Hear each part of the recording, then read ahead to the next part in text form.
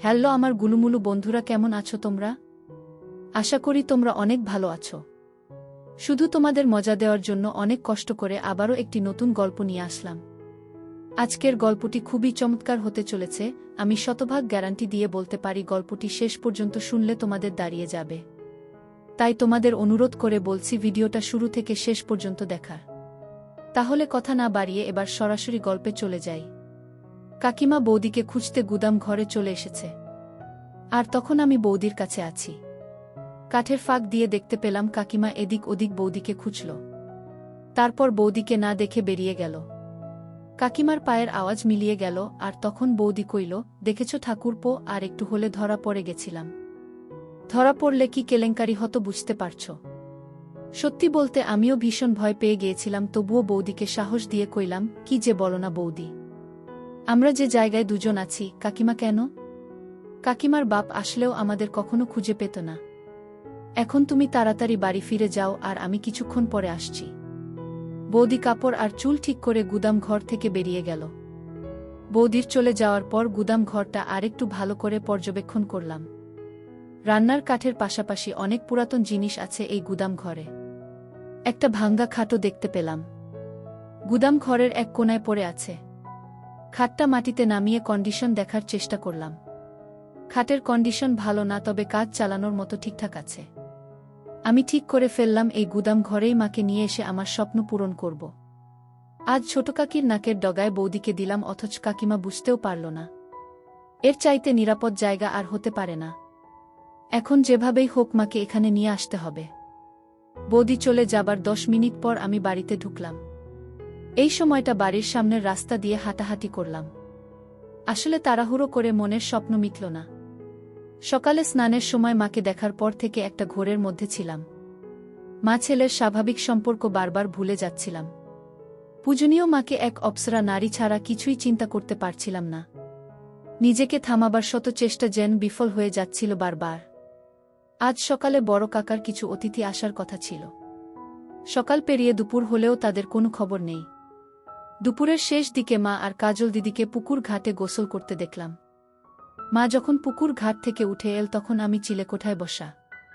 তাদের সম্পূর্ণ স্নান দেখে মনের মধ্যে স্বপ্ন জাগতে থাকে। রাতে সবার সাথে খেতে বসলাম। আমাদের খাওয়া মাঝামাঝি হলে শুনতে পাই কিছু অতিথি এসেছে। বড় কাকার যে বিজনেস পার্টনারদের আজ সকালে দেখা করার কথা ছিল, এরা হলেন তারা। এনারা সকালে এসে পৌঁছাতে পারেননি, কারণ রাস্তায় নাকি গাড়ি খারাপ হয়ে যায়। সেটা ঠিক করে রওনা দিতে একটু দেরি হয়ে যায়, ফলে তারা সাভারের জ্যামে আটকা পড়ে। কিন্তু অসময়ে আসায় বড় কাকা তাদের সাথে এখন বৈঠক করতে পারবেন না। তাদের জন্য আজ রাতের থাকা খাওয়ার ব্যবস্থা করতে বললেন। কাজ হবে সকালে। অনাকাঙ্ক্ষিত এই অতিথিদের থাকার ব্যবস্থা করতে গিয়ে একটা ঘর কম পড়ে গেল। ঠিক হল আজ রাতের জন্য আমি অন্য কোন ঘরে ঘুমাব। আমি মনে মনে মামনি বা বৌদির সাথে ঘুমানোর প্রার্থনা করতে থাকলাম। কিন্তু শুনতে পাই মা আর আমাকে এক ঘরে থাকতে হবে। খাওয়া শেষ করে রাত কাঁচা থাকতে আমি ঘরে চলে গেলাম। নিজেকে স্বাভাবিক রাখার চেষ্টা করছিলাম। কোনোভাবেই নিজের ভেতর ওসব জাগতে দিতে চাচ্ছিলাম না। মায়ের সাথে আগে অনেক থেকেছি, ঘুমিয়েছি অনেক রাত। তবে আজ রাতের ব্যাপার আলাদা। জ্বরের রাতের পর থেকে কিছু একটা বদলে গেছে আমার ভেতরে। স্বাভাবিক সম্পর্ক চিন্তা করতে পারছি না কেন যেন। মা হাতের কাজ শেষ করে ঘণ্টা খানেক পর ঘরে আসো। আমি মোবাইল ঘাঁটছিলাম। মা এসে কাপড় নিয়ে বাথরুমে চলে গেল। কিছুক্ষণ পর একটা নতুন শাড়ি পরে বের হলো। মায়ের এই রূপ দেখে আমার নিজের উপর নিয়ন্ত্রণ রাখা আরও কঠিন হয়ে পড়ে। নিজের ভেতরের এক পাশবিক পুরুষ সত্তা জেগে উঠতে থাকে। সে সত্তা মায়ের দেহ আর রূপ আমার চোখ দিয়ে নিংড়ে নিতে থাকে। সন্তান সত্তা আর পুরুষ সত্তার ভেতর এক যুদ্ধ চলতে থাকে। আমার হাতে মোবাইল দেখে মা কইল, রাত জেগে আর মোবাইলে দেখিস না, ঘুমিয়ে পড়। নতুন শাড়িতে মাকে অসম্ভব সুন্দরী লাগছিল। কিন্তু এ সময়ে শাড়ি বদলানোর কারণ বুঝতে না পেরে মাকে প্রশ্ন করি, এ সময় শাড়ি বদলাতে গেলে যে? আর বলিস না, তোর বড় কাকি থাল বাসন ধুতে গিয়ে শাড়িতে তরকারি ফেলে দিল। ওই শাড়ি তো আর পরে থাকতে পারি না। এই শাড়িতে তোমাকে অনেক সুন্দর লাগছে মা, ঘিও মা। তাই না কি? এটা তো অনেক পুরাতন শাড়ি। শাড়িটাকে পরেছে দেখতে হবে না? আমার মা তো বিশ্বের সেরা সুন্দরী। তোমাকে সব কাপড়েই সুন্দর লাগে। মা পাশে এসে বসল, আজ হঠাৎ মাকে এত সুন্দরী লাগছে কেন? কোনো মতলব আছে নাকি? মতলব আছে, এবং সেটা খুব ঘৃণিত। আমি পেটের কথা পেটে রেখে কইলাম, কি মতলব থাকতে পারে তুমিই বল, ও সেটা তুই ভাল জানিস বাপু। দেখি আমাকে শুতে দে। সারাদিন হাড় ভাঙ্গা খাটুনি গেছে, হ্যাঁ সে তো হবেই। বাড়িতে যতজন লোক, সবার জন্য রান্নার কাজ করতেই তো বেলা শেষ হয়ে যায়। চাকরের কি দরকার? নিজেরাই তো সব কাজ নিতে পারি। হ্যাঁ তাই তো। বউগুলোকে বিনে পয়সায় চাকরের মতো খাটাতে পারলে তো কাকাদের লাভই। তুই কাকাদের উপর খেপলি কেন রে? খেপলাম কোথায়? তোমার পা টিপে দেব মা। ওমা, আমার ছেলের সুমতি হল দেখছি। এই তুই সত্যি করে মতলবটা বল তো গু। আহ মা, তুমি তখন থেকে কি মতলব শুরু করলে বলতো? বলা নেই কওয়া নেই, আমাকে সুন্দরী বলছিস, হুট করে আমার সেবা করতে চাচ্ছিস। ব্যাপারটা কি? ব্যাপার কিছু না। আমি জ্বরে পড়লে তুমি সেবা করেছিলে, সেখানে তোমার কি মতলব ছিল বল শুনি? ওমা, মতলব থাকবে কেন? তুই আমার ছেলে, তোর অসুখে সেবা করব না আমি? তুই ছাড়া আমার আর আপন কে আছে? আমিও তো তাই বলছি। তুমি ছাড়া আমার আর আপন কে আছে? তোমাকে যে অসম্ভব ভালোবাসি। মা ইমোশনাল হয়ে পড়ে আমার কথা শুনে আমাকে জড়িয়ে ধরে কাঁদতে শুরু করে। মায়ের ছোঁয়া পেয়ে এ সময় পরাজিত হয় আমার সন্তান সত্তা। তখন আমি এক অন্য আমি হয়ে যাই। তীব্র লালসায় মাকে ধরি। কিছুক্ষণ পর মা আমাকে ছেড়ে দিয়ে আমার কপালে হামি দিল। মায়ের চোখে কান্নার জল। আমি হাত দিয়ে মায়ের চোখের পানি মুছে দেই। মাকে বলি, তোমার জন্য আমি আছি মা। তোমার কোনো ভয় নেই, কোনো দুঃখ নেই। তোমার সব চাওয়া পাওয়া আমি পূরণ করে দেব। মা হাসার চেষ্টা করে কইল, আমার ছেলে দেখি বড় হয়ে গেছে, মায়ের দুঃখ কষ্ট বুঝতে শিখেছে। কিন্তু আমার কোনো ভয় নেই, দুঃখ নেই। আর নতুন করে চাওয়া পাওয়ারই বা কি থাকতে পারে? আমি গম্ভীর হয়ে মায়ের হাত ধরে কইলাম, তুমি সব সময় মানিয়ে নিয়েছ। বাবা তোমার প্রতিদিনের পর দিন যে অবিচার করেছে তা আর কেউ না জানুক, আমি জানি। আমার কাছে লুকানোর কিছু নেই। মা বিব্রত হয়ে আমার হাত ছাড়িয়ে নিয়ে কইল, তোর বাবা আমার সাথে কি অবিচার করল? সংসারে একটু আটটু মনোমালিন্য হবে, এটাই তো স্বাভাবিক। তোর বাবা একটু রাগী জানি, কিন্তু সে মানুষ খারাপ না গি।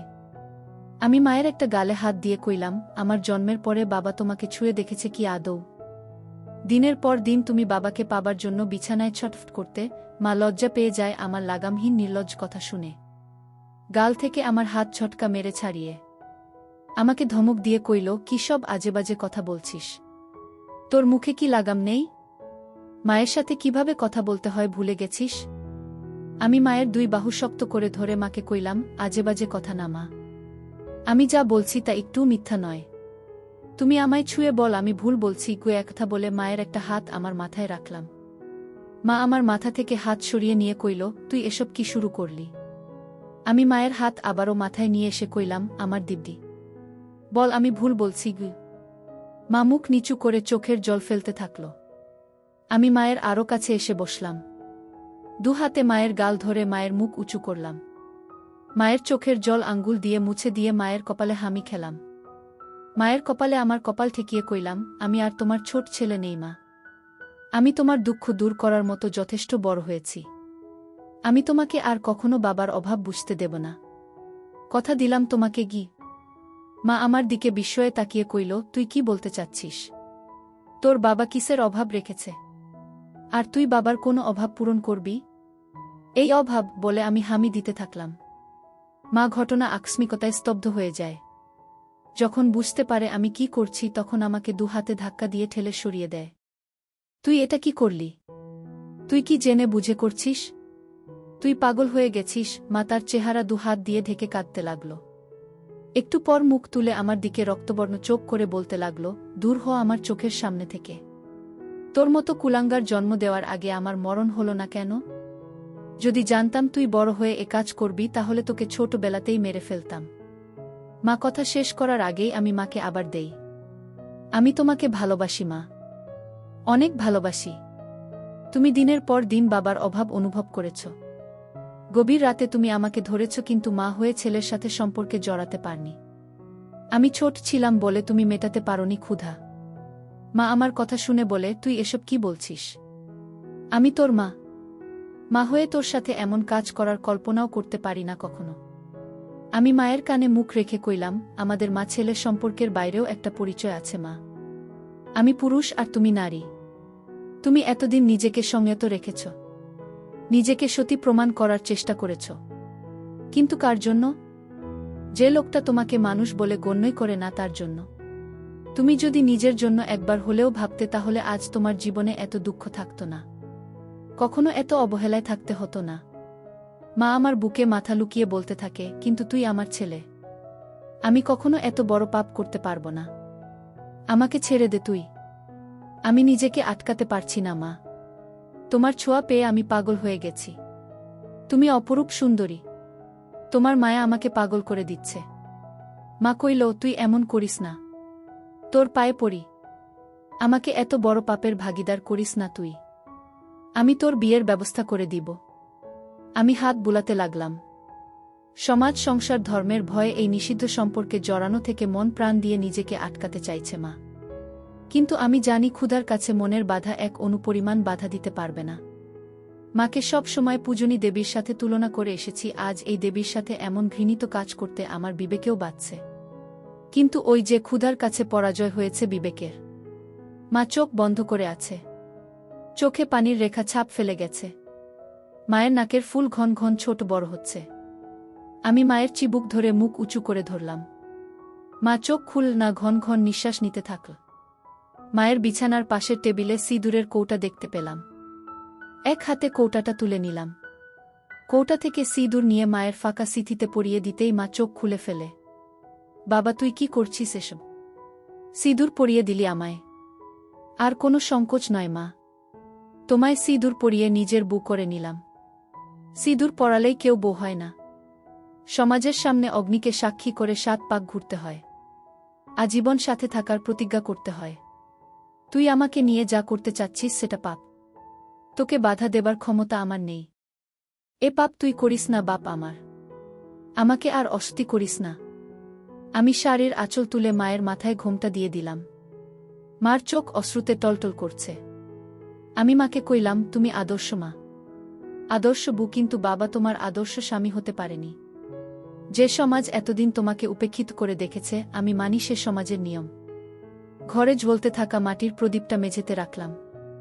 মাকে বিছানা থেকে নামিয়ে হাত ধরে প্রদীপের চারপাশে 7 পাক ঘুরলাম। তারপর আমার গলা থেকে স্বর্ণের চেনটা খুলে মায়ের গলায় পরিয়ে দিলাম। প্রদীপ হাতে তুলে নিয়ে তার শিখার উপর হাত রেখে কইলাম, এই অগ্নির শপথ নিয়ে বলছি, আমি আদর্শ ছেলের মতো তোমাকে সব দুঃখ কষ্ট থেকে দূরে সরিয়ে রাখব।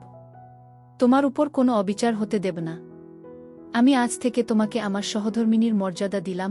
এর পর মাকে কইলাম, অগ্নিকে সাক্ষী করে 7 পাক ঘুরেছি, মঙ্গলসূত্র পরিয়ে দিয়েছি। এবার আর কোনো দ্বিধা নয় মা, শাস্ত্রমতে তুমি আজ থেকে আমার বিয়ে করাবো। মায়ের চোখ বেয়ে জল গড়ে পড়তে থাকল। নিজের বিবেকের সাথে মা এখনো সন্ধি করতে পারছে না, আবার ভালোবাসার কাঙ্গালিনী মায়ের প্রতি আমার ভালোবাসাকে ফেলেও দিতে পারছে না। তারপর আমাদের মাঝে শুরু হলো। কিছুক্ষণ পর চেয়ে দেখি মায়ের চেহারায় পরিতৃপ্তির ছাপ। আমি মাকে জিজ্ঞাসা করলাম, কেমন লাগলো মা?